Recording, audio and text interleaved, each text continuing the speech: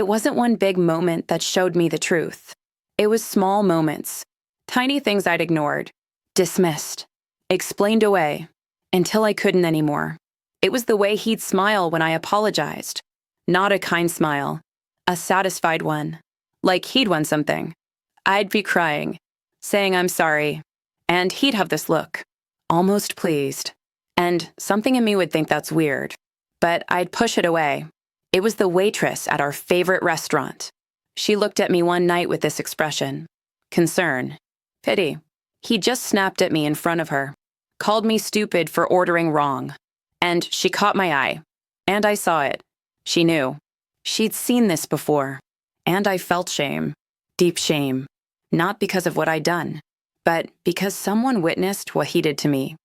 It was my dog, the way she'd hide when he came over. She loved everyone, but not him. She'd tuck herself under the bed, shake, and I'd tell myself she's just nervous around men. But she wasn't. She was nervous around him, because animals know. They sense danger, and I'd ignored what she was trying to tell me. It was the way my friends stopped inviting us to things, started inviting just me. And when I asked why, they'd say, oh, we thought he'd be busy. But really, they didn't want him there. Didn't want to watch him belittle me. Didn't want to sit through another dinner where he made me feel small.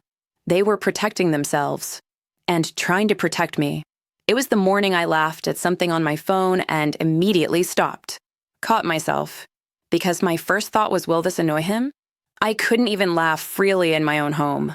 I'd learned to monitor every sound, every expression, every reaction, to keep the peace, to avoid setting him off. It was my mom's face when I made excuses for him.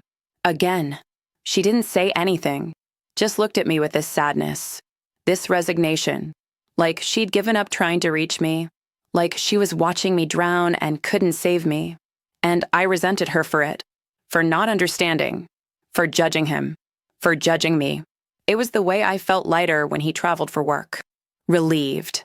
I could breathe, could be myself, could relax. And I'd tell myself I just need alone time. Everyone needs space. But it wasn't space I needed. It was space from him, from the constant vigilance, the constant anxiety, the constant performance.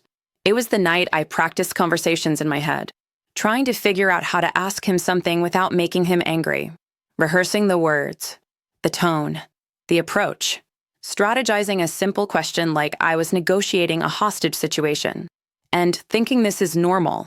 This is what you do in relationships. These small moments piled up, one after another, until I couldn't ignore them anymore, until the weight of them broke through my denial. And I saw it, the pattern, the truth.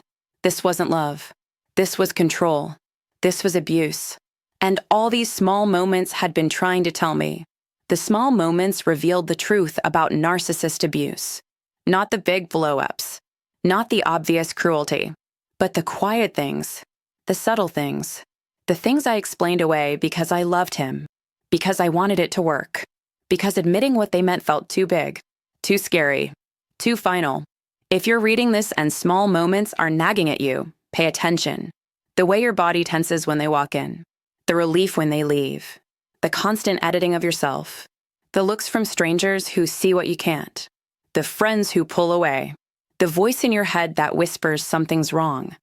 Those small moments are telling you the truth. Listen to them before they pile up into years, before you lose yourself completely, before the small moments become your whole life. Thanks for watching. If this resonated with you, you're not alone. And if this helped, subscribe. Let's keep listening to the small moments together.